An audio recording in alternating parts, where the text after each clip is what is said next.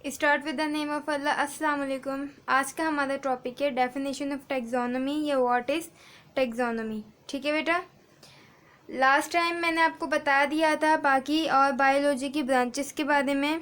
तो अगर आपको वो वीडियोस चाहिए तो मेरे चैनल को लाइक, सब्सक्राइब और शेयर भी कीजिए मेरी वीडियोस को, और अगर आपको अच्छी लगे तो इसे लाइक ज़रूर कीजिए। तो आज का हमारा टॉपिक है डेफिनेशन ऑफ टेक्सोनोमी कि टेक्सोनोमी क्या है। ठीक है बेटा, देखें सबसे पहले जो है हमने टेक्सोनोमी का मीनिंग बताना है कि टेक्सोनोमी की मीनिंग है क्या। बेटा ये 2 वर्ड से मिलके बना है और ये जो दोनों वर्ड हैं ये हैं आपके ग्रीक वर्ड। कौन से वर्ड हैं? ग्रीक लैंग्वेज के ये वर्ड्स हैं। अब सबसे पहले आपको पता होना चाहिए कि ये एक वर्ड इसका है ग्रीक टेक्सिस और सेकंड है नोम्स, जिससे मिलके बना है टेक्सोनोमी। सही। टेक्सिस का मतलब है अरेंजमेंट, अरेंजमेंट या फिर ग्रुपिंग, और नोम्स का क्या मतलब है? लॉ रिलेटेड टू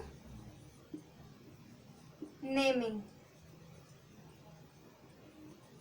यानी कि किसी भी ऑर्गेनिजम्स का नेम देखकर उसके बारे में पता लगाया जाए या उसे अलग अलग क्लास के अंदर डिस्ट्रीब्यूट कर दिया जाए।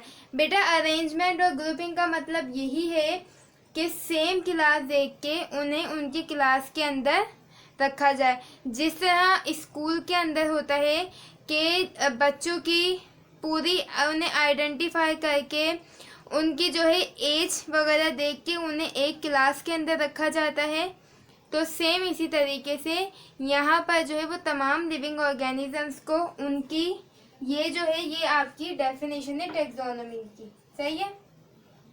ये तो आपको पता है कि ये बायोलॉजी की जो है वो ब्रांच है। अब इसके अंदर क्या होता है? किसी भी ऑर्गेनिजम्स की डिस्क्रिप्शन। ठीक है, डिस्क्रिप्शन का क्या मतलब है? यानी उसका पूरा तारुफ कि वो जो एनिमल है वो कैसा है, किस तरह का दिखता है, वो कहाँ, मतलब कि ज़्यादातर वो जो एनिमल है वो कहाँ पे पाया जाता है, ये तमाम चीज़ें उसकी देखी जाती हैं। इसके बाद है आइडेंटिफिकेशन।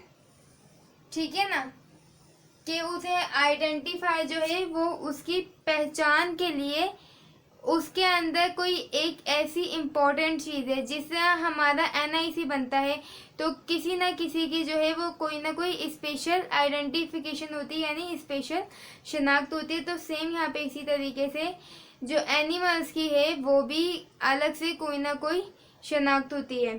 अच्छा जी, इसके बाद है क्लासिफिकेशन कि यानी उसे जो है किस क्लास में रखना चाहिए या वो किस क्लास से रिलेट करता है, उसकी जो प्रॉपर्टीज़ हैं वो बाकी और किन किन एनिमल से मिलती हैं। बेटा जिन जिन एनिमल से फिर उसकी प्रॉपर्टीज़ मिलेंगी तो उन्हें उन्हीं की क्लास में रखा जाएगा। अच्छा जी, इसके बाद है scientific name of living organisms, यानी कि फिर उसका जो है एक साइंटिफिक नेम रखा जाता है। साइंटिफिक नेम किस तरीके से होता है? जिस तरह हमारे यहाँ होता है कि अलग अलग नेम्स होते हैं, सबके अलग अलग नेम्स होते हैं, अलग अलग कास्ट वगैरह होती हैं, तो सेम इसी तरीके से जो है तमाम ऑर्गेनिजम्स वगैरह के भी साइंटिफिक नेम होते हैं। अब वो साइंटिफिक नेम क्या होते हैं वो मैं आपको बता देती हूँ।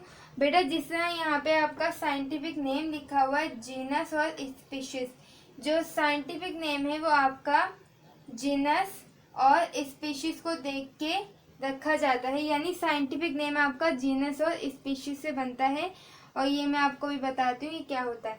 अच्छा जी, इसके बाद है सिमिलरिटीज एंड डिसिमिलरिटीज, यानी कि किसी भी ऑर्गेनिजम्स की सिमिलरिटीज के उसकी दूसरे ऑर्गेनिज्म से क्या क्या खासियत है, और डिसिमिलरिटीज यानी ऐसी चीज़ें जो कि दूसरे ऑर्गेनिज्म से उसकी बिल्कुल बिल्कुल ही डिफरेंट है।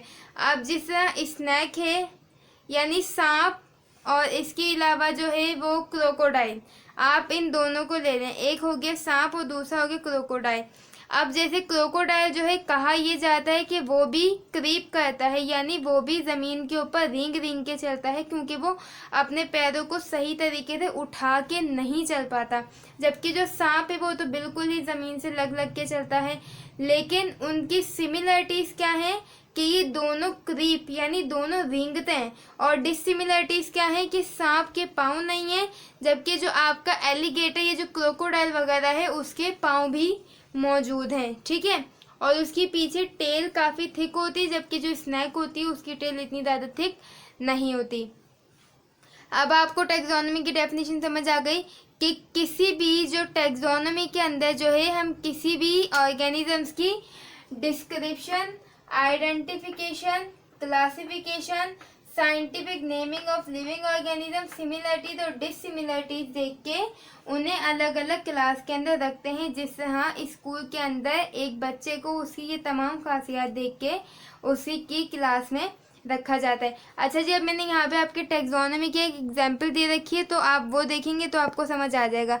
बेटा ये मैंने किसके बारे में सारा लिखा है, ये मैंने लिखा है ह्यूमंस के बारे में, यानी इंसानों के बारे में, कि जो बायोलॉजिकल वे से जो है वो ह्यूमंस का क्या क्या चीज़ होती है जिससे हमारी होती है कि हम इस कास्ट के हैं, ये वो जो भी हमारे तमाम आइडेंटिफिकेशन होती है। तो अब देखें जो यानी ह्यूमंस हैं वो किंगडम एनिमलिया के अंदर आते हैं। यानी ये बात मैंने आपको बता रखी है कि जो हम एनिमल्स हैं वो भी जानवर हैं। किस तरीके से जानवर हैं, क्योंकि हम लोग गोश्त, फल और ये तमाम चीज़ें जो सब्जी वगैरह हैं वो तमाम चीज़ें हम भी खाते हैं और वो जानवर भी खाते हैं। तो इस लिहाज से जो है वो हम लोग एनिमल्स की कैटेगरी में आते हैं, लेकिन हम लोग क्या हैं, ह्यूमंस। अच्छा जी, फाइलम हमारा क्या है, कॉर्डेटा। बेटा किंगडम किसे बोला जाता है, किंगडम जैसे जिस तरह सल्तनत होती है ना, एक बादशाह जो है वो किंगडम है, फिर उसकी जो वहाँ के शहरों के रहने वाले लोग हैं वो तमाम अलग अलग होते हैं। तो सेम इसी तरीके से किंगडम इसी को बोला जाता है। अब यहाँ पे फाइलम की बात आ गई। फाइलम हो गई जैसे अलग अलग जो है ना उनकी खासियत वगैरह हो गई। फाइलम कहते हैं किसी भी चीज़ की खासियत। अब बहुत से एनिमल्स ऐसे हैं कि जिनकी जो वर्टिब्रेट होती है वो नहीं होती, लेकिन हम किसके अंदर से आते हैं, हम एनिमल की कौन सी काइंड में थे, जो कॉर्डेटा है, यानी जिसके पीछे बैकबोन मौजूद है। अच्छा जी, हमारी क्लास क्या है कि हम कौन सी क्लास है, हमारी क्लास है मैमलिया। अब ये देखिए जो कॉर्डेटा है हमारे, ये कॉर्डेटा की बेटा 5 क्लासेस होती हैं। कितनी? 5 क्लासेस होती हैं। पाइसिस हो जाती है इसकी एक क्लास, और इसके अलावा हमारी मैमलिया हो जाती है, और रेप्टाइल्स वाली अलग से हमारी क्लास हो जाती है। तो जो हम आते हैं वो आते हैं मैमलिया के अंदर, यानी हम एक ऐसी क्लास से आते हैं जो कि अपने बच्चों को दूध पिलाते हैं।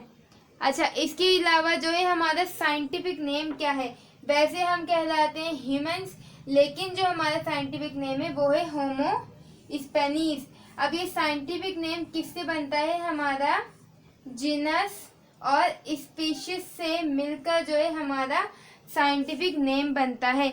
बेटा जीनस बोलते हैं किसी भी जीन को। ये जीन क्या है ये मैं आगे आपको बताऊंगी, उम्मीद है कि आपको वो भी समझ आ जाएगा। तो जीन से बनता है, और ये जो स्पेनिस है ये हमारे स्पीशीज है, यानी हमारी खासियत। सही। अब आपको ये वाली बात समझ आ गई। ये खाली मैंने यहाँ पे आपको ह्यूमन का बताया, इससे हाँ तमाम एनिमल के पूरी इसी तरीके से जो है वो तमाम kingdom, phylum, class, scientific name तमाम चीज़ें हैं।